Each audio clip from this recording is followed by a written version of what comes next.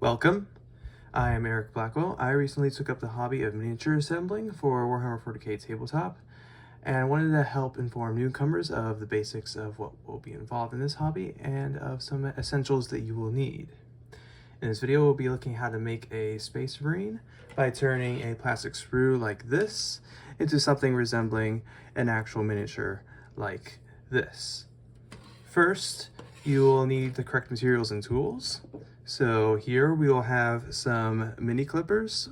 These are the clippers that you'll need for the removal of the parts from the sprues here. You can find these at any hobby store, but you can also find electrician clippers, which these are.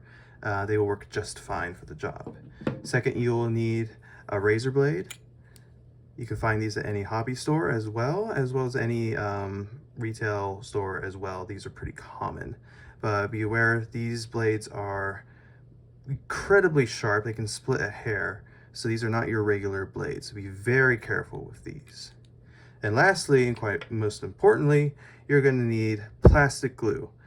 Plastic glue is important because unlike super glue, it's specifically meant to seal plastic.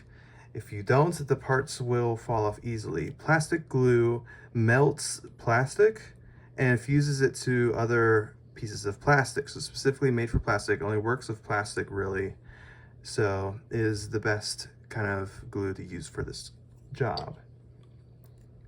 So first off, you'll be clipping off the parts you need. I've already clipped off these parts here, but for demonstration, I'll show you these last few parts here that we'll need. So for this model he has the stud armor here, as you can see on the armor plating here.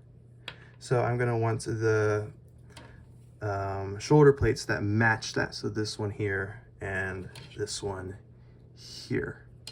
So we take our clippers and we go to the joining parts here and we clip it as close as we can, not so close that we damage the actual part. Now it's okay to leave some extra space, as you'll see just now in the next step. There's the one part. And here we have the second part. Make sure you clip it off. Try not to damage the actual part. So there we go. That's all we need the clippers for. Now comes the next step, which is the cleaning. So you can see the excess plastic on the side, which we don't want, which is where the blade comes in. You have to be very careful. As I said before, the blade is incredibly sharp and you'll need to cut away from yourself and slowly.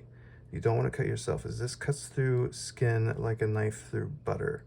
So you be very careful here. So you slowly drag the blade away from yourself and across the surface.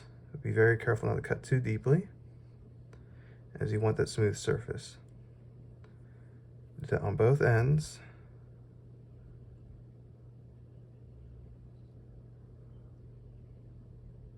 Very careful.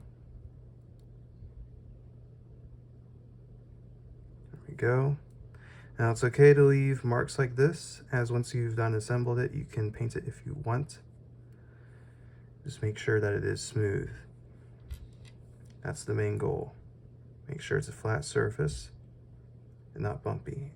As with the other parts, you're going to want to make sure the joining parts especially are smooth, or else it will be very difficult to seal. But with these pauldrons, all of the joining parts are on the outside, so it's rather simple. Here we are. Now here with the head, this joining part here is very rough, and when attaching it to the head, it can make it look very awkward. So I'm gonna try trimming this up a bit so it's smooth, so you can get a better seal with this. There we are. All right. Now comes the dry fit process. Before you start gluing, these are not like Legos, so when you have it set, it's incredibly difficult and nigh impossible to change it back. So you want to make sure you have it set the way you want before you actually start gluing everything together. So if this guy, I chose a chain sword and a pistol to go with it. And I want to make sure that the pose that I have for him will work, because some poses, because of the size of the pauldrons here, won't go very well or just won't fit at all. But I believe with the pose that I'm planning for this guy, we will be just fine. A little raise overhead a little bit. And then the other side, arm over here.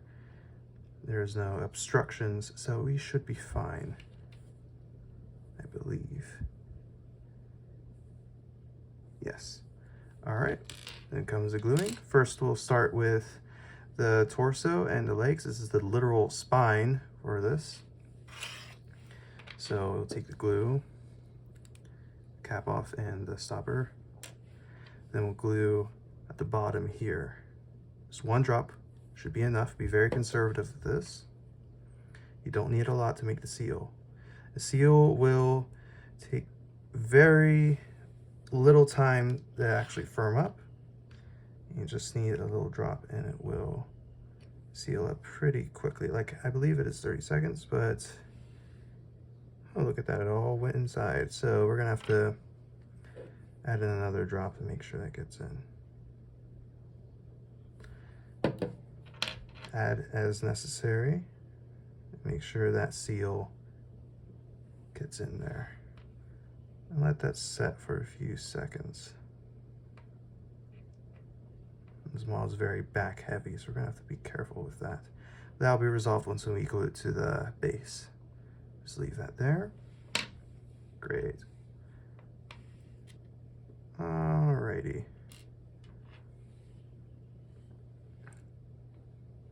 There, like so. Alright, so now we're gonna glue the back. Now with these, when assembling, you'll probably get a package and they will have instructions there. The instructions will be somewhat useful if you're just starting. It'll show you what parts you need. But the instructions that they provide for you officially are not very good for explaining what you can do or how to apply these. Like, they will not tell you what specific types of glue or blades you'll need. They're very rudimentary, which is why, part of the reason why I thought to make this video. Just hold it there for a few seconds, allow it to seal.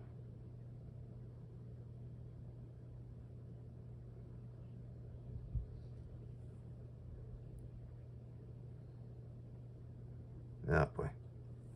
And be careful of these, because if you just a little nudge will push it off. But once when it's on there, it does a pretty good job holding itself up. Just don't push it around too much. I gotta hold it on the ground because it's back heavy. That's fine. Then the other arm.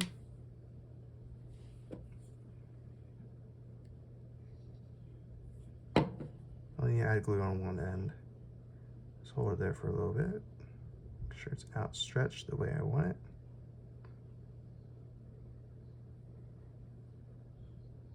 Yeah, hold it for a little bit longer. There. There we go.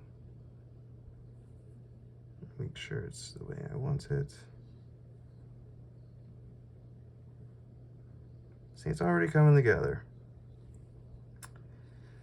Then comes the head, which we will just add a drop on top. If it doesn't go on the inside like it did before. And just kind of, oh, don't do that. We'll lose parts. There we go. Awesome. Now the pauldrons that we clipped off before. And this is why we did the dry fit, so we can make sure that the pauldrons would actually fit with the backpack. They can sometimes get in the way of larger pauldrons, but these pauldrons should be fine. Just gotta make sure they sit there on the shoulders. Nice like. Shouldn't take too difficult to get. There we are.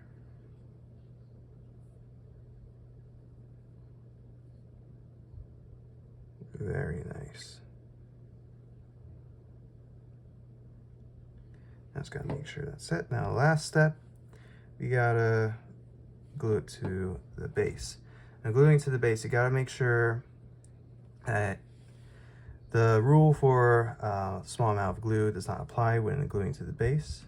You gotta make sure this will not fall off in the future. So adding a liberal amount of glue is paramount for this step. You gotta hold it there for a little bit longer to make sure it seals, especially for an imbalanced model like this one. So you just gotta hold it there for a bit, make sure it sets.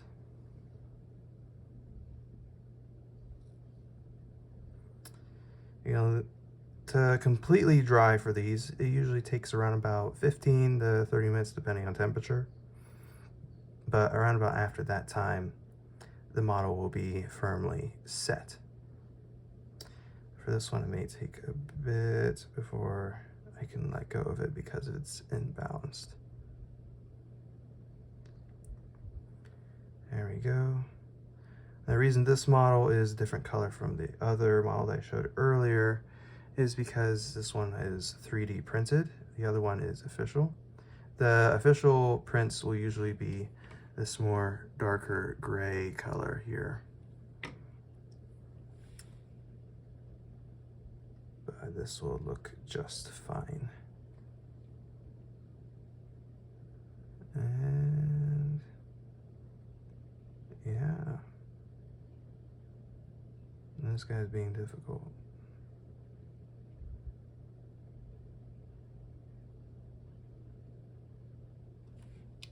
Probably should have chosen a more stable model for this example because I don't want to be holding it for too long. But yeah.